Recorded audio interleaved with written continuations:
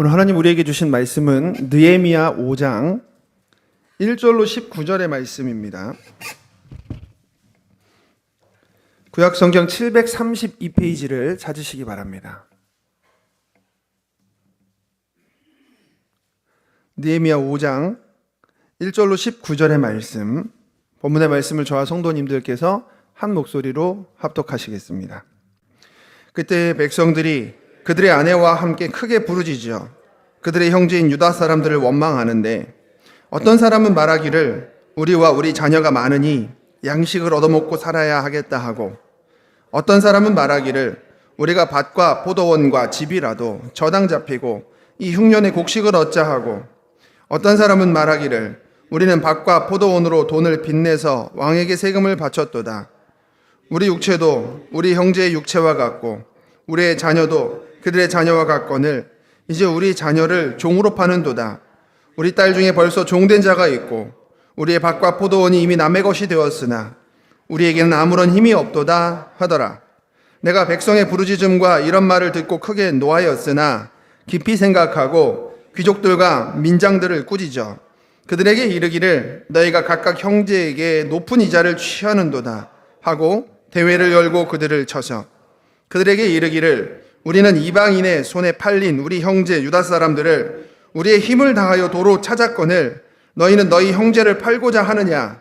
더구나 우리 손에 팔리게 하겠느냐 하매 그들이 잠잠하여 말이 없기로 내가 또 이르기를 너희의 소행이 좋지 못하도다. 우리의 대적 이방 사람의 비방을 생각하고 우리 하나님을 경외하는 가운데 행할 것이 아니냐? 나와 내 형제와 종자들도 역시 돈과 양식을 백성에게 구워 주었거니와 우리가 그 이자 받기를 그치자. 그런즉 너희는 그들에게 오늘이라도 그들의 밭과 포도원과 감람원과 집이며 너희가 구워준 돈이나 양식이나 새 포도주나 기름의 100분의 1을 돌려보내라 하였더니, 그들이 말하기를 우리가 당신의 말씀대로 행하여 돌려보내고 그들에게서 아무것도 요구하지 아니하리이다 하기로, 내가 제사장들을 불러 그들에게 그 말대로 행하겠다고 맹세하게 하고, 내가 옷자락을 털며 이르기를 이 말대로 행하지 아니하는 자는 모두 하나님이 또한 이같이 그 집과 산업에서 털어버리실지니 그는 곧 이렇게 털려서 빈손이 될지로다 하매 회중들이 다 아멘하고 여호와를 찬송하고 백성들이 그 말한 대로 행하였느니라. 또한 유다 땅 총독으로 세움을 받은 때 곧 아닥사스다 왕 제20년부터 제32년까지 12년 동안은 나와 내 형제들이 총독의 녹을 먹지 아니하였느니라. 나보다 먼저 있었던 총독들은 백성에게서 양식과 포도주와 또 은 40세겔을 그들에게서 빼앗았고, 또한 그들의 종자들도 백성을 압제하였으나 나는 하나님을 경외함으로 이같이 행하지 아니하고 도리어 이 성벽 공사에 힘을 다하며 땅을 사지 아니하였고 내 모든 종자들도 모여서 이 일을 하였으며, 또 내 상에는 유다 사람들과 민장들 150명이 있고 그 외에도 우리 주위에 있는 이방 족속들 중에서 우리에게 나아온 자들이 있었는데, 매일 나를 위하여 소 1마리와 살찐 양 6마리를 준비하며 닭도 많이 준비하고 열흘에 한 번씩은 각종 포도주를 갖추었나니, 비록 이같이 하였을지라도 내가 총독의 녹을 요구하지 아니하였음은 이 백성의 부역이 중함이었더라. 내 하나님이여, 내가 이 백성을 위하여 행한 모든 일을 기억하사 내게 은혜를 베푸시옵소서. 아멘. 다 함께 자리에서 일어나셔서 오늘 예배를 위해서 가지고 계신 기도 제목 놓고 잠시 소리내서 간절히 기도하시겠습니다. 거룩하신 아버지 하나님, 하나님을 사랑하며 찬양합니다. 오늘 이 시간 이 자리에 임재해 계신 하나님 앞에 나아갑니다. 하나님의 영광을 갈망하는 백성의 삶에 하나님의 은혜가 있게 하여 주시고 우리가 주님 만나고 돌아가기를 소망하오니 하나님 내게 말씀하여 주시옵소서. 능하신 하나님의 은혜가, 하늘로부터 임하는 하나님의 샬롬의 평강이 오늘 우리의 삶을 새롭게 하여 주시고 두렵고 떨리는 마음으로 낙심하는 자들이 있다면 이 시간 하나님 그들을 붙잡아 주시옵소서. 인생 광야에 전능하신 자의 그늘 뒤로 우리가 따라서 이 길을 걸어갑니다. 마음의 소원과 문제를 가지고 기도 제목을 가지고 나온 이들에게 너는 내게 부르짖으라 내가 내게 응답하겠고 내가 알지 못하는 크고 비밀한 일을 내게 보이라 말씀하신 주님의 말씀이 실제가 되고 오늘 기적이 이루어지게 하여 주시옵소서.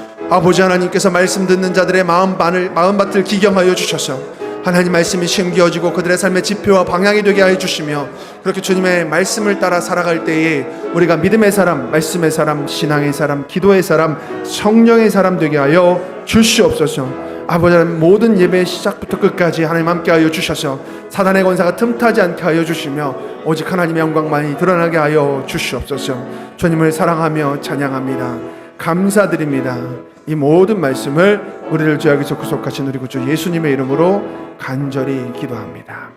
아멘.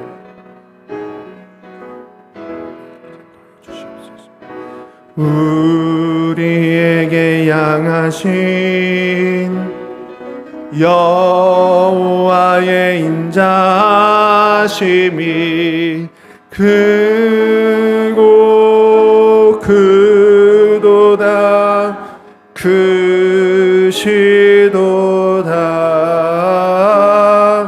크고 크도다 크시도다.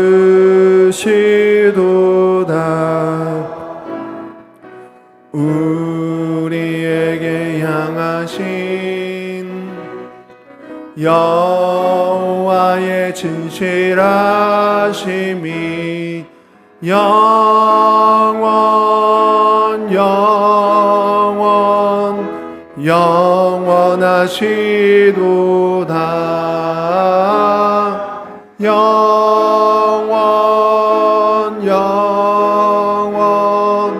영원하시도다.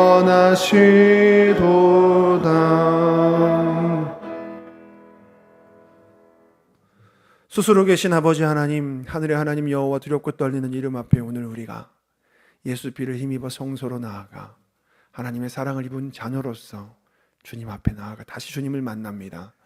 하나님, 세상을 지으신 하나님의 능력과 권세가, 모든 이름에 뛰어나신 하나님의 영광과 아름다움이 오늘 이 예배 가운데 우리 눈앞에 펼쳐지며 우리가 그것을 진실로 마음으로 감탄하고 경탄하고 경이로움 속에 예배하게 하여 주시옵소서. 악한 사단의 세력이 우리를 자꾸만 틈타요 하나님을 멀리하게 하고 다른 생각을 가져오게 하며 다른 목적으로 예배 가운데 참석하게 하려 하겠지만, 주의 성령께서 이 전쟁에 이미 이긴 자 되셨으며 우리와 함께 계시오니 말씀의 능력이 우리를 붙잡아 주시옵소서. 부족한 자가 단위에서 하나님의 말씀을 대언하지만 저는 없고 오직 하나님 말씀만이 선포되기를 소망합니다. 하나님 이 시간 역사하여 주시옵소서. 예수님의 이름으로 감사하며 간절히 기도합니다. 아멘. 자리에 앉으시면서 좌우에 인사하겠습니다. 하나님의 영광을 위해 삽시다. 하나님의 영광을 위해 삽시다. 또 인사하겠습니다. 하나님의 영광을 기뻐합시다. 하나님의 영광을 기뻐합시다. 이 시간 스스로 계신 하나님께서 우리와 함께 하십니다. 임재하신 하나님의 영광을 만나며 예배하기를 주님의 이름으로 소원합니다. 하나님께 감사와 영광의 박수 올리겠습니다. 오늘 본문 말씀은 제가 약간 율동으로 제목을 말씀드릴 수 있을 것 같아요. 귀엽진 않습니다. 기대하지 마십시오. 당신을 위하여, 당신을 위하여. 오늘 본문의 말씀을 통하여 당신을 위하여 이와 같은 제목으로 말씀해 드리겠습니다. 여러분, 우리가 교회 안에서 외부의 문제를 보통 대처할 때는 성도들이 하나가 됩니다. 그래서 외부의 문제는 우리가 지난번에 살펴봤던 것처럼 오히려 성령께서 우리에게 힘을 주시고 능력을 베풀어 주시면 기회가 됩니다.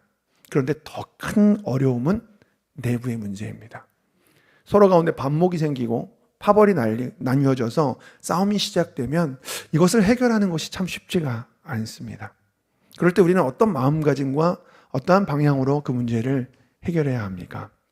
참 감사하게도 느헤미야가 성벽을 건축할 때 그는 하나님의 사람이고 기도와 수많은 준비로 일을 시작했지만 자꾸 문제가 발생하므로 오늘 우리에게 많은 답을 줍니다. 본인은 힘들었겠지만 오히려 그 힘든 과정을 통하여 하나님께서는 예루살렘에 합력하여 선을 이루시게 되었습니다. 자, 제가 한 말씀을 먼저 좀 소개를 해드리고 오늘 이야기를 진행하기 원합니다. 어릴 적에 목회자의 꿈을 꾸다 보니까 아침에 학교에 가면 초등학교 때인데요, 요만한 쪽지에다가 어머니가 말씀을 적어주시고 이거를 꼭 그날 외우라고 하시는 겁니다. 되게 싫었거든요. 근데 초등학교 때 외우는 게 굉장히 오래 가더라고요. 고등학교 때쯤 되니까 몇 구절이나 외웠을까 적어봤는데 다 적지 못했는데 400구절까지는 적었던 것 같아요. 놀라시지 마십시오. 다 까먹었습니다. 이제 한 10개 남았나 봐요. 근데 여러분, 그때 제가 외웠던 구절들 중에서 어떤 구절들은 정말 마음에 남고 어떤 구절들은 이거 왜 외우지? 하는 구절들이 있었는데요. 이거 왜 외우지? 하는 구절들 중에서 나중에 신앙이 성장하면서 우와 하고서 제 마음이 바뀐 구절들이 좀 있습니다. 그 중에 하나를 좀 소개해드리고 싶은데 아마 다 아시는 구절일 겁니다. 히브리서 10장 24, 25절 말씀입니다. 서로 돌아보아 사랑과 선행을 격려하며 모이기를 패하는 어떤 사람들의 습관과 같이 하지 말고 그날이 가까이 올 볼수록 더욱 그리하라 라는 말씀입니다. 아시는 말씀이시죠? 여러분, 제가 이 말씀이 처음에는 그렇게 별로 마음에 와닿지 않았습니다. 근데 어느 날 서로 돌아보아 라는 이 말씀이 마음에 쿵 하고 떨어지게 되었던 겁니다. 여러분, 우리 인생은 목적지를 향해 나아가며 살아갑니다. 그리스도인들은요, 하나님의 영광을 예수 그리스도의 보혈로 말미암아 지성소로 나아가 발견한 사람들입니다. 하나님의 아름다움을 보게 되었고 본향을 갈망하게 되었습니다. 방향이 정해져 있다는 것이잖아요. 그래서 저는 이걸로 충분했습니다. 하나님의 영광이면 된 거 아닙니까? 하나님의 아름다움을 발견하고 그 아름다움을 찬양하고 경탄하며 경외하는 순간 삶의 이유가 거기에 있으니까요. 그래서 고개를 들고 하나님, 당신을 위하여 살기를 소망합니다. 이렇게 살아가기 시작합니다. 그때부터 성경이 보이는 게 달라지거든요. 과거에 그냥 읽혔던 것들이 나중에는 다르게 읽히는 겁니다. 출애굽기 33장의 모세가 하나님 당신의 영광을 내게 보이셔서라고 말하는 그 말을 들을 때 함께 가슴이 막 떨리기 시작했습니다. 오늘 말이 빠른 이유를 미리 말씀드립니다. 페이지가 깁니다. 양해를 부탁드리겠습니다. 사도 바울이 이제 내가 사는 것이 그리스도니 죽는 것도 유익합니다. 이 고백을 같이 읽는데요. 방향이 정해지고 하나님을 위하여 사니까 마치 이 고백을 읽을 때마다 거룩한 구름 위에 있는 것 같은 느낌을 받는 겁니다. 아브라함이 갈대아 우르에 있을 때 영광의 하나님이 그에게 보여 그가 그 모든 것을 포기하고 떠났다는 스데반 집사의 설교를 볼 때마다 정말 마음이 어떻게 되는 것 같았습니다. 아, 그래. 하나님을 위해 사는 삶. 그런데요, 하나님께서는 제게 고개를 들고 하나님을 위하여라고 말하는 이 손을 고개를 내리고 좌우를 보면서 당신을 위하여로 또 바꾸시는 겁니다. 그때부터 고민이 좀 시작된 겁니다. 왜냐하면 세상에는 하나님의 거룩하심을 담지 못한 연약한 인간들이 너무 많기 때문입니다. 교회 안에서도요, 거룩하시고 완전하시고 볼수록 경탄만 나오는 하나님의 자녀임에도 불구하고 아, 저런 사람이 그리스도인일까? 아, 저 사람은 왜 저렇게 생각하고 왜 저 사람은 저렇게 말할까? 아, 나랑은 너무 안 맞는데? 이런 사람들이 많은 겁니다. 그래서요, 이런 생각도 해봤습니다. 그냥 나 혼자 말씀 많이 듣고 은혜 받고 하나님 알고 예배 잘하면 되는 거 아닐까? 굳이 깊이 다가가서 피곤해질 필요 없는 건 아닐까라고 말입니다. 그런데 하나님께서는 서로 돌아보아 사랑과 선행을 격려하라고 이야기를 하시는 겁니다. 이 말씀이 그래서 처음에는 와닿지도 잘 않았고 되게 힘들었습니다. 근데 그러던 어느 날 거울을 보는데요, 거울 안에 그들보다 더 심한 죄인이 있는 겁니다. 사람들이 아니라 자기 자신만 알고 살아가는 외식하는 자가 있는 겁니다. 성경을 보는데요, 예수님께서 바리새인과 서기관들을 왜 지적하십니까? 율법의 본인은 하나님을 사랑하고 이웃을 사랑하라인데 본인은 지키지 않고 자기들이 만들어 놓은 규정에다가 사람들을 집어넣어서 규정에서 벗어나는 사람들을 정죄하는 그들, 눈에 보이는 말 그대로 의식적인 신앙생활을 하는 그들을 외식하는 자다, 독사 자식들아 라고 얘기하시는 거 아닙니까? 근데 거울을 보니까 거기에 있는 사람이 외식하는 사람이었던 겁니다. 자기가 잘난 줄 알고 있는 애송이, 자기가 조금 알고 있다고 다른 사람을 판단하고 있는 죄인이 있었습니다. 그러고 보니까 정말 큰 죄인이 거울 안에 있는 겁니다. 아, 내가 이와 같은 죄인인데도 하나님이 나를 포기하지 않으셔서 하나님의 은혜 가운데로 당신의 영광을 보게 해주셨구나. 예수의 피가 나 같은 죄인을 향해서 은혜로서 펼쳐져 있었구나라는 것을 깨닫게 되었습니다. 그리고서 교회 청년부에 갔는데 어제까지만 해도 스트레스 받던 몇몇 사람들이요, 달라 보이는 겁니다. 나보다는 괜찮네, 저 사람은. 내가 가장 큰 죄인이구나. 그러다 말씀 읽는데요, 사도 바울이 이런 고백도 한 겁니다. 내가 죄인 중에 괴수노라. 아, 이게 자기가 예수님 믿기 전에 죄인 중에 괴수였노라가 아니라 바로 오늘을 살아가고 있는 곤고한 나의 삶이 여전히 죄인 중에 괴수라는 고백이었구나라는 것을 깨닫게 되었습니다. 그 이후부터요, 당신을 위하여가 조금씩 되기 시작하였습니다. 성도님, 하나님께서는 우리들을 이 땅에 교회라는 이름으로 공동체로 묶어주셨습니다. 믿으십니까? 여러분, 교회가 왜 필요할까요? 내가 교회인데 성령께서 내 안에 거하시면서 하나님을 내가 예배하면 되는데 굳이 우리를 눈에 보이는 가시적인 교회 안에 공동체로 묶어 놓으시고 서로가 다른 사람들 안에서 계속해서 부딪히면서 살아가게 하신 이유가 뭘까요? 바로 그 안에 정답이 있는 것 같습니다. 우리는 몸된 예수님의 지체입니다. 머리 대신 예수님께서 우리 모두를 사용하기를 원하십니다. 누군가는 많이 앞서 나가 있고 누군가는 뒤처져 있지만 손 놓고 알아서 가는 것이 아니라 함께 서로 돌아보아 저 천성을 향해 본향을 향해 떠나는 비범한 나그네들이 되기를 원하시는 겁니다.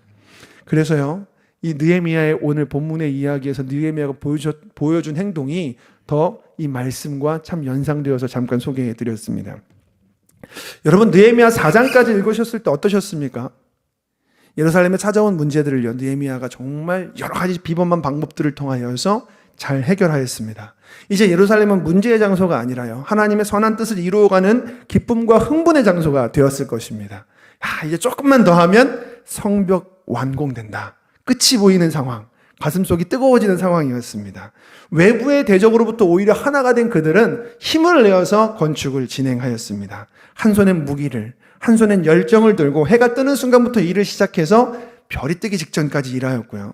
이 교대로 한 명은 계속해서 파수를 보고 한 명은 일하는 식으로 반복하였습니다. 여러분, 그렇게 해서 우리가 알고 있는 옛날 이야기처럼 끝나면 얼마나 좋겠습니까? 그렇게 그들은 성벽을 완공하였고 하나님을 예배하며 서로 사랑하며 오래오래 행복하게 살았더라. 근데 여러분, 현실은 다릅니다. 사람들 사이에서 내부적인 문제가 시작됩니다. 여러분, 교회가 사람이 사는 곳입니다.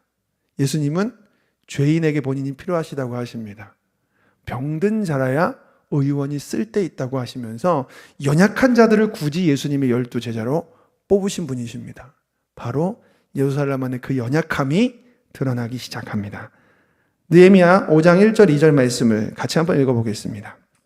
그때에 백성들이 그들의 아내와 함께 크게 부르짖어 그들의 형제인 유다 사람들을 원망하는데 어떤 사람은 말하기를 우리와 우리 자녀가 많으니 양식을 얻어먹고 살아야 하겠다 하고, 그들이 왜 동포인 유다, 형제인 유다 사람들을 원망했냐면 고리대금이 있어서 그랬습니다. 여러분, 동족을 향한 고이율은 율법에서 금하고 있습니다. 정해져 있는 이율 이상을 받으면 안 되는데요, 그때는 고리가 횡행하고 있었습니다. 하나된 공동체가 되는 것이 느헤미야가 최종적인 목표로 삼고 있는 거 아닙니까? 하나님의 영광이라는 목적 아래에서 하나의 공동체로 회복되기 위한 목표를 삼고 있는데 고리를 통해서 서로가 서로에게 힘들어지는 상황이면 이거 빨리 근절해야 되는 겁니다. 여러분, 이 시대에 고리가 횡행했던 이유는요, 탐욕의 눈이 가득해 있었던 이 이스라엘 주변 국가들이 사실 고리를 취하고 있었고 그것이 그들에게 영향을 미쳐서였습니다. 이 당시에 근동이 팔레스타인 지역이 가지고 있었던 이율이 어느 정도 되냐면 돈을 빌렸을 경우에는 연리 33%, 곡식을 빌렸을 경우에는 연리 50%를 함께 줬어야 했습니다. 여러분, 거기에다가요, 본문을 보니까 그들이 아내와 함께 부르짖어 원망했다고 이야기합니다. 또 어떤 사람은 딸린 식구의 끼니를 걱정했다고 말하고 있습니다. 높은 세금, 그 다음에 이자, 갑작스러운 흉년, 찾아온 모든 것들이요, 가정의 가장들이 가족들을 먹여 살리지도 못하는 상황까지 이르르게 했던 겁니다. 그래서 그들은 아내와 함께 절규하면서 느헤미야에게 찾아온 겁니다. 3절 4절 말씀 읽어보겠습니다. 어떤 사람들은 말하기를 우리가 밭과 포도원과 집이라도 저당 잡히고 이 흉년의 곡식을 얻자 하고, 어떤 사람은 말하기를 우리는 밭과 포도원으로 돈을 빚내서 왕에게 세금을 바쳤도다. 누군가에게 내가 맛있는 걸 먹고 여행을 떠나기 위해서 이자를 내고서 고리로 무언가를 빌리는 사람은 없잖아요. 이들이 왜 높은 이자로라도 돈을 빌렸는지를 보여주는 구절인데요, 일단 흉년이 왔습니다. 그래서 그들은 그들의 삶의 터전인 밭과 포도원과 집을 팔기까지 하였습니다. 왜 그걸 팔아야만 했냐면 거기에 맞춰서 세금도 내고 이자도 갚았어야 됐기 때문입니다. 여러분, 밭과 포도원과 집은 땅을 의미하는 건데요, 이스라엘 백성들에게 땅을 파는 일은요, 웬만해서는 허용되지 않는 일입니다. 목숨처럼 여겼습니다. 하나님이 우리 가문에게 주신 거다 였기 때문입니다. 그럼에도 불구하고 팔 수밖에 없는 상황이었다는 겁니다. 포도원과 밭을 파는 순간 내년이 없습니다. 어떻게 먹고 삽니까? 집을 파는 순간 오늘이 없습니다. 어떻게 살라는 말입니까? 그것보다도 더 심각한 위기가 찾아왔다라는 말입니다. 여러분, 이들이 이토록 피 눈물을 흘리면서까지 밭과 땅과 집을 팔았던 이유는 오늘 먹을 양식이 단순히 없어서 뿐만이 아니었습니다. 우선 세금 때문이었습니다. 이 고대 팔레스타인의 영향력 아래에 있는 나라들은요, 자기들의 밭과 포도원이나 감람원에서 나는 기본적인 평균 산출량을 계산해서 흉년이 오든 말든 왕에게 토지세를 납부해야만 했습니다. 그 이외에 각종 조세나 통행세 그리고 조공도 바쳐야 됐거든요. 이 내용이 에스라서에 잘 기록되어져 있는데요, 4장 13절 말씀을 같이 한번 읽어보겠습니다. 이제 왕은 아시옵소서. 만일 이 성읍을 건축하고 그 성곽을 완공하면 저 우리가 다시는 조공과 관세와 통행세를 바치지 아니하리니 결국 왕들에게 손해가 되리이다. 문제는요, 흉년이 와서 먹을 게 없는데 세금은 줄어들지 않는다는 게 문제입니다. 세금을 납부 안 하면 치도권을 겪을 겁니다. 그래서 어떻게 합니까? 고리에 의해서라도 돈을 빌립니다. 근데 이율이 너무 높잖아요. 해결이 불가합니다. 결국 집과 땅과 감람원과 포도원을 다 갖다 팔아서라도 어떻게든지 이 문제를 해결하려고 하는 겁니다. 그러면 미래가 없는데요, 오늘도 없는데 어떡하라는 말입니까? 그러므로 이들이 피눈물 흘리는 겁니다. 근데 여기서 끝이 아니었습니다. 자, 5장 5절 말씀 같이 한번 읽어보겠습니다. 우리 육체도 우리 형제의 육체와 같고 우리 자녀도 그들의 자녀와 같거늘 이제 우리 자녀를 종으로 파는도다. 우리 딸 중에 벌써 종된 자가 있고 우리의 밭과 포도원이 이미 남의 것이 되었으나 우리에게는 아무런 힘이 없도다 하더라. 여러분, 밭과 집과 포도원뿐만 아니라 이제는 해결할 수 없어서 자녀까지 종으로 팔아넘기게 됩니다. 율법에 의하면 이스라엘에서 만약에 빚을 갚지 못하게 된다면 자녀나 자기 자신을 종으로 팔 수 있습니다. 근데 그 당시에 팔레스타인에서의 노예 제도랑은 전혀 다른 제도인 거 알고 계시죠? 안식년 혹은 희년이 되면은 자유케 되는 일종의 계약직입니다. 노예처럼 부려먹을 수 없고요. 우리가 같은 동족으로 돼야 돼, 일꾼으로 돼야 하는 종입니다. 일을 이제 시킬 수 있는 권한을 갖게 되는 주인이라는 뜻인 거죠. 여러분, 근데 어제까지는 같은 동족이었지 않습니까? 근데 고리 때문에, 세금 때문에, 흉년 때문에 해결이 불가능해서 집과 전답을 다 갖다 팔았는데도 해결이 안 되는 겁니다. 그러다가 결국 자녀들이 종으로 팔립니다. 원문의 해석은 이렇습니다. 우리는 한 민족이 아니냐. 저희 살과 우리 살이 뭐가 다르냐. 자기 자식이 아까우면 남이 자식이 아까운 줄도 알아야 되지 않느냐. 이 가장들의 피눈물이 여러분들 보이시지 않습니까? 여러분, 근데 비인간적인 노예로서 대우하면 안 되는 율법이 있는데도 불구하고 이때는 그렇지 않았습니다. 우리가 생각할 것이요, 한동안 성벽이 없어서 무주공산으로 있었던 예루살렘에 많은 이방인들이 오가면서 그들의 좋지 않은 풍습을 그들에게 자꾸 영향력을 미쳤다라는 겁니다. 팔레스타인에서는 노예를 소유로 여겼습니다. 물건처럼 대우하는 겁니다. 동족인 이스라엘이 돈이 없어 종이 되면 동족으로 여겨줘야 되는데 이들은 팔레스타인의 문화를 따라갔습니다. 우리 딸 중에 벌써 종된 자가 있으나 에서 종되다라고 쓰여진 히브리어 원어 카바쉬는요, 사실 여러분들이 아시는 에스더서에서 왕이 에스더에게 막 다가가는 하만에게 했던 말에 등장하는데 이렇게 말하거든요. 에스더서 7장 8절에 저가 궁중 내 앞에서 왕후를 강간하고자 하는가 할 때 강간하다라고 쓰여진 단어입니다. 그러니까 성적으로 그를 취하여서 자기 마음대로 하다라는 뜻으로 종이라는 말을 사용한 겁니다. 다시 말해 유대 공동체 내에서는요, 돈이 없어서 흉년으로 세금을 납부하기 위해 고리를 빌렸다가 갚지 못하여서 딸을 종으로 내어줬는데 그 주인된 동족 유대인은 자기 자녀처럼 생각하거나 동족으로 여기는 것이 아니라 노예처럼 성착취까지 했다라는 것을 정말 비참한 상황을 말하고 있는 겁니다. 여러분, 그들은 이런 상황이 됨에도 불구하고 어떻게 할 수 있는 힘이 없었다라고 말합니다. 우리에게는 아무런 힘이 없도다. 본문이 그렇게 이해하고 있지 않습니까? 자, 여러분, 내부에서 정말 심각한 문제가 생겨납니다. 이제 예루살렘 성벽이 거의 다 완공이 되어 갑니다. 여러분, 근데 여기서 느헤미야는 도대체 어떻게 행동해야 되는 걸까요? 그가 도대체 무엇을 기준으로 성벽을 완공하기를 원하고 있는 것인지가 중요합니다. 자, 느헤미야가 어떻게 행동하는지 이제 하나씩 바라보겠습니다. 느헤미야 5장 6절 말씀 같이 읽어보겠습니다. 내가 백성의 부르짖음과 이런 말을 듣고 크게 노하였으나, 일단 느헤미야가 분노합니다. 노하였으나 민장들에게 가서 말하였다라는 것을 볼 때 그 분노의 방향이 두 군데입니다. 첫 번째는요, 이것을 가지고 온 백성들의 말을 그대로 믿기는 너무 심각한 일인 겁니다. 혹시 너네들이 지금 조금 있으면 성벽이 완공되는데, 재건이 끝나는데 하기 싫어서 힘들어서 내게 이런 말 가져오는 거 아닌가 하는 생각도 든 겁니다.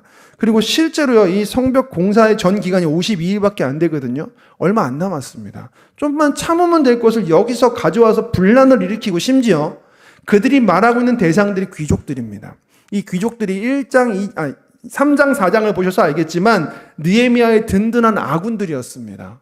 공사장에 나아가가지고 자기들이 다스리고 있는 사람들 뒤에서 그들을 진두지휘하면서 이 공사의 분위기를 정말 좋게 만드는 동역자들이었습니다. 그런데 그들을 고소하고 문제시해서 공사를 중단해야 되는 상황이 된 겁니다. 그래서 이 느헤미야 분노는 굉장히 합당해 보입니다. 두 번째 분노의 방향은 혹시 그것이 진짜라고 한다면 자기의 동역자들에게 실망할 수밖에 없는 상황이었기 때문입니다. 여러분, 느헤미야가 어떻게 해야 할까요? 다시 말씀드리지만 얼마 안 남았습니다. 성벽 건축이요. 그리고 평상시에 자기랑 같이 일하는 사람들은 힘 있는 귀족들입니다. 대를 위해서 소를 희생하면 될까요? 잠깐 기다려라. 얼마 안 남았다. 이렇게 말해도 되지 않겠습니까? 전체를 총괄하고 있는 지도자로서 그가 할 수 있는 여러 방법들 중에서 그가 어떤 마음가짐을 가지고 이 일을 하는지가 중요합니다. 그리고 그거에 따라 그의 결정이 바뀌게 될 것이기 때문입니다. 보이지 않던 목표인 예루살렘 성벽 재건은 거의 눈앞에 다가왔습니다. 사람들은 다 함께 으쌰으쌰 열심히 일하고 있습니다. 이 정도의 내부의 큰 문제를 해결하기 위해서는 이 분위기를 망쳐야 할 수도 있는 겁니다. 여러분, 근데요, 여기서 문득 이 생각을 해봐야 됩니다. 우리가 하나님의 영광을 위해서 큰 일을 맡아서 그 일이 순조롭게 벌어지다 보면, 함께 모여서 일을 하다 보면 내부에 그전에는 몰랐던 문제가 드러나고는 합니다. 일을 안 할 때는 안 드러났던 문제인데요, 같이 모여서 일하다 보면 괜히 그 안에서 우리 안의 연약함들이 드러날 때가 있습니다. 근데 이게요, 하나님의 영광을 위한 공사가 없었으면 사실 안 드러났을 수도 있는 일인 거 아닙니까? 백성들이요, 총독과 귀족들이 자기들끼리 서로 꽁짝을 맞아서 같은 부르다 한 통속이다 여겼으면 말 안 했을 거 아니겠습니까? 근데 우리가 지금까지 봤듯이 느헤미야가 사람들을 공감하며 그들을 섬길 줄 아는 그런 지도자였습니다. 그래서 그들은 느헤미야를 신뢰하고 이 큰 일 가운데에서 그에게 이야기했던 것입니다. 어쩌면 우리가 교회 안에서 큰 일을 맡았을 때 하나님께서 내부의 문제를 드러내시는 것은 우리 안에 있는 그것을 불순물과 잘못된 것들을 골라내서 더 단단한 믿음으로 바꾸시기 위한 기회일 수 있습니다. 여러분, 왜 도가니에서 불순물을 제거하기 위해서, 도가니는 원래 뜨겁잖아요. 우리가 우물을 파려고 땅을 파면 일단 흙탕물부터 나오잖아요. 그것들을 걷어내는 과정이 있어야지 더 깨끗한 금과 물을 얻을 수가 있는 겁니다. 여러분, 느헤미야는 이 순간에 분노했지만 그 다음에 깊게 생각했다고 본문은 말하고 있습니다. 이것을 덮고 귀족들 중심으로 일단 이 과업을 완료한 후에 불러다가 일을 해결하든지 아니면 아예 그냥 그들에게 그대로 살아가든지 이렇게 맡길 수도 있는 거라고 생각할 수도 있는데요, 그는 그렇게 하지 않습니다. 곰곰이 생각해 봅니다. 깊게 마음 중심으로 계획을 짭니다. 이 느헤미야가 굉장히 잘하는 거예요. 사람들을 이해하고, 그는 정서지능이 굉장히 높았습니다. 진짜 상황이 뭔지 사실을 파악하고, 이게 느헤미야가 잘하는 거 아닙니까? 그래서 느헤미야는 곰곰이 생각하다가 결국 실질적인 문제 해결 방안을 생각해냅니다. 자, 느헤미야가 이제 앞으로 할 일은 뭐냐면 바로 그 백성의 귀족들과 민장들을 불러다가 진짜 잘못이 있는지를 확인하고 그것이 있다면 바로잡는 거였습니다. 공사는 중단하고 말입니다. 여러분, 이게요, 어떻게 보면 리더로서는 비효율적인 결정이거든요. 근데 그가 그렇게 결정한 이유가 있습니다. 느헤미야 마음속에 항상 한결같은 게 있거든요. 그의 목적, 여호와의 이름을 두려고 택한 이 성읍이 다시 일어나야 된다. 하나님의 영광, 당신을 위하여 였습니다. 그 다음에 목표가 뭡니까? 성벽 건축이 목표가 아닙니다. 성벽이 건축됨으로 말미암아 하나님의 백성들이 하나의 공동체로 회복되는 것, 당신들을 위하여. 그게 그 마음속에 그는 계속해서 정확하게 기둥처럼 뿌리 내려져 있는 겁니다. 그렇다라고 한다면 성벽을 건축해서 자기의 이름을 드러내는 게 목적이 아니라 당신을 위하여가 목적이라고 한다면 이 문제는 그냥 지나가서는 안 되는 일이었던 것입니다. 그 내부의 분열을 그는 해결해야만 했습니다. 그래서 업무적으로 볼 때는 비효율적일 수도 있으나 얼마 남지 않은 성벽 완공을 공사를 모두 다 전면 중단시키고 일단 비공개적으로 민장과 귀족들을 불러내서 그들을 꾸짖습니다. 이 본문에 꾸짖다라고 한 말의 원어는 송사하다, 변론하다라는 뜻입니다. 다시 말해서 감정적인 차원에서 화를 내고 그들을 구스리면서 액션만 취한 것이 아니라 부른 다음에, 비공개적으로 부른 다음에 그들의 죄가 정말 있는지 없는지 낱낱이 다 법적으로 확인하는 조사 과정이 있었다라는 겁니다. 그리고 여러분 여기서 잘 보시면 그들을 먼저 비공개적으로 부른 거는요, 마음의 준비를 할 수 있도록 그들의 프라이버시를 존중해 준 것입니다. 그들 스스로가 내가 죄가 있다고 인정할 때까지요, 그들을 불러서 함께 이야기를 나눈 것입니다. 이것은요, 느헤미야가 귀족들과 백성들이 서로 대척점에 있어서 분열되기 원치 않았기 때문입니다. 귀족들이 인정하고 회개하고 돌이키고 원래대로 회복시켜야지만 이 일이 해결될 것이기 때문에, 그런데 그 방법을 만약 사람들 앞에서 불러다가 하나하나 드러내게 된다면 그때부터 귀족들도 느헤미야에 대해서, 사람들에 대해서 마음이 좋지 않을 겁니다. 먼저 불러서 그들의 마음을 충분히 확인합니다. 여러분, 이 귀족들과 민장들은요, 지금까지 하는 일을 보면서 느헤미야를 리더로 인정하고 있었습니다. 그리고 그가 하나하나 조사하면서 자기들의 잘못이 다 드러나는 것을 보았을 겁니다. 그리고 무엇보다 느헤미야가 이것을 사람들 앞에서 공개적으로 먼저 이야기한 것이 아니라 자기들이 잘못을 먼저 인정할 수 있는 어떤 프라이버시를 지킬 수 있는 비공개적 장소를 마련했다는 것에 아마도 그들은 굴복했을 것입니다. 그리고 나서 느헤미야는 비로소 대회를 엽니다. 여기서 대회라고 사용되어진 카할이라고 하는 이 단어는 신약의 단어로 바꾸면 에클레시아입니다. 교회라는 뜻입니다. 남자와 여자와 앞으로 이 귀족들과 함께 생활해야 될 모든 예루살렘 백성들이 죄다 모인 것입니다. 그 대회에서 사람들 앞에 이 귀족들의 죄를 드러내고 모든 것을 바로잡게 합니다. 여러분, 지금 공사가 중단되었습니다. 이 느헤미야 이야기는 성벽 공사가 중요하잖아요. 세상 사람들이 바라볼 때 이런 얘기들, 이 느헤미야서를 언제 많이 꺼내냐면 교회 건축할 때 많이 꺼내시거든요. 보십시오, 여러분. 우리 가운데 성벽 건축이라는 분명하고 선명한 목적이 있으면 하나님이 하십니다. 아멘이 나오거든요. 근데 실제로 중요한 건 뭐냐면 성벽 건축이 아니라 원래 에스라가 하려고 했던 그거 있잖아요. 우리가 진실로 하나님 앞에서 모든 삶이 회복되고 신앙이 회복되려면 우리의 삶의 저변이 된 성벽부터 지어져야 된다는 게 목적인 겁니다. 그러므로 느헤미야는요, 분명하고 선명하게 당신을 위하여 일을 시작했던 것입니다. 그래서 모든 사람들을 불러다가 사람들 앞에서 이제부터 그들을 창피도 주고 경고도 해야 합니다. 근데 해야만 하는 일입니다. 그리고 이미 서로 준비는 끝났습니다. 자, 느헤미야는 이제 많은 사람들을 불러 모읍니다. 자신의 인기를 위해서 혹은 지지층을 유지하기 위해서 행동하지 않고요. 그때부터 그는 굉장히 엄정하게 이 일들을 진행합니다. 대회에서 느헤미야가 자기 생각을 말합니다. 우리의 대적 이방 사람의 비방을 생각하고 우리 하나님을 경외하는 가운데 행할 것이 아니냐. 그들의 잘못을 추궁하는데 대답이 없으니까 한 말입니다. 우리가 어떤 마음으로 이 일을 하고 있는지를 다시 한번 말한 겁니다. 그 후에 그는 부탁을 합니다. 고리대금을 멈추라고 부탁합니다. 그리고 그들이 가져갔던 집과 감람원과 밭과 포도원을 다시 다 돌려주고 또한 그들에게 돈과 양식과 포도주와 기름의 100분의 1도 돌려주라고 이야기합니다. 그렇게 그들이 모든 것을 회복할 수 있는 기회를 삼았던 것입니다. 여러분, 느헤미야는요, 드러난 문제에 대해서 쉬쉬하거나 좋은 게 좋은 거라고 지나가는 사람이 아닙니다. 처음 그를 만났을 때 사람들은 저 사람은 참 우리를 잘 이해해주고 참 공감해주는, 소통할 수 있는 지도자다라고 느꼈을 겁니다.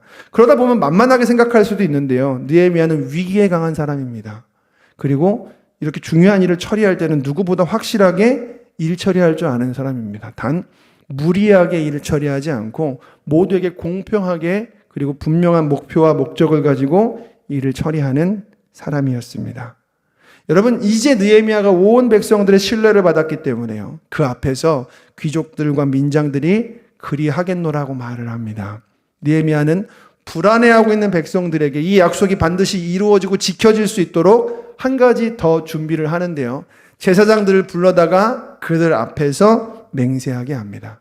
또한 자신의 옷자락을 털어가면서 너희가 이 약속을 지키지 않으면 하나님께서 너희의 집과 산업을 털어버리시겠다라고까지 이야기합니다. 자, 그러자 이에 모든 회중이 아멘하며 여호와를 찬송했으며 끝까지 약속을 지켰다고 기록하고 있습니다. 여러분, 오늘 본문이 길어서 제가 예화를 많이 넣지를 못했거든요. 그래서 좀 많이 조시지 않을까? 네, 감사하게도 아무도 조시지는 않으시네요. 자, 여러분, 이렇게 성벽 건축이 중단될 내부에 큰 위기가 있었는데요. 이 위기를 통해서 하나님께서는 진정한 예루살렘이 하나 될 수 있는 기회로 또 삼아 주셨습니다. 이번에는 굉장히 위험했습니다. 그런데 그 위험을 어떻게 넘길 수 있었습니까? 느헤미야가 가지고 있는 생각, 그의 분명한 목적, 하나님의 영광을 위하여, 그의 분명한 목표, 하나된 공동체인 백성을 위하여였기 때문입니다. 여러분, 느헤미야가 이때를 연상하면서 12년 후에 했던 고백이요, 14절 이하에 등장하는데 제가 세번역 버전으로 읽어드리겠습니다. 14절에 19절, 그리고 말씀을 마칠 겁니다. 나는 아닥사스다 왕 20년에 유다 땅 총독으로 임명을 받아서 아닥사스다 왕 32년까지 12년 동안 총독으로 있었지만 나와 나의 친척들은 내가 총독으로서 받아야 할 녹의 혜택을 받지 않았다.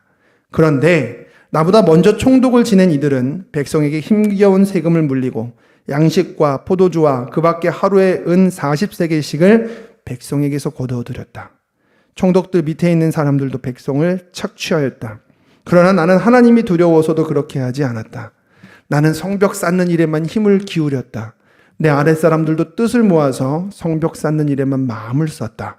그렇다고 우리가 밭되기를 모은 것도 아니다. 나의 식탁에는 주변 여러 나라에서 우리에게로 온 이들 밖에도 유다 사람들과 관리들까지 하여 150명이 매일 나와 함께 먹어야 했으므로 하루에 황소 1마리, 기름진 양 6마리, 날짐승도 여러 마리를 잡아야 했다. 또 열흘에 한 차례씩은 여러 차례 포도주도 모자르지 않게 마련해야만 했다. 그런데 내가 총독으로서 마땅히 받아야 할 녹까지 요구하였다면 백성에게 얼마나 큰 짐이 되었겠는가. 마지막을 잘 들어보시기 바랍니다. 나의 하나님, 내가 이 백성을 위하여 하는 모든 일을 기억하시고 은혜를 베풀어 주십시오. 여러분, 느헤미야는 지금까지 하나님을 위해서 살았잖아요. 근데 그의 본심이 드러나는 겁니다. 그렇기에 당신이 살아가는 이 백성을 위해서 제가 살아갑니다. 기억해 주소서 하나님이라고 말하는 겁니다. 평생을 누릴 거 누리면서 호의호식하고 있었던 지도자들 있지 않습니까? 그들의 권리를 한 번에 포기하라는 말을 그들이 왜 순종할 수 있었냐면 느헤미야가 먼저 그렇게 살았습니다. 왜냐하면 그는 항상 당신을 위하여 이 중심을 가지고 살았기 때문입니다. 여러분, 오늘 하나님께서 우리에게 성경의 진리를 한 문장으로 말씀해 주시지 않습니까? 하나님을 사랑하고 내 이웃을 사랑하라. 여러분, 우리 가운데 이 마음이 있기를 소망합니다. 위기가 다가올 때 이 단순하고 어떻게 보면 늘 들어가지고 진부해져 버린 이 한 문장이 여러분을 그 위기에서 하나님의 선한 손으로 구하시게 되는 능력이 될 줄로 믿습니다. 기도하겠습니다. 거룩하신 아버지 하나님, 감사합니다. 느헤미야의 마음 가운데 항상 하나님의 영광과 하나님 사랑하는 백성을 향한 사랑의 마음이 있었습니다. 그리하여서 그는 내부에 생긴 문제가 있었을 때에 지도자로서 먼저 일을 생각한 후에 사람들을 나중에 돌아본 것이 아니라 하던 일을 멈추고 하나님의 영광을 위해, 그들을 위해 먼저 그 모든 문제를 해결하여 하나된 이스라엘을 만들어 갔습니다. 하나님, 바로 이 일이 오늘 우리 교회 가운데 일어나는 기적이 되게 하여 주시옵소서. 예수님의 이름으로 기도합니다. 아멘. 들으신 말씀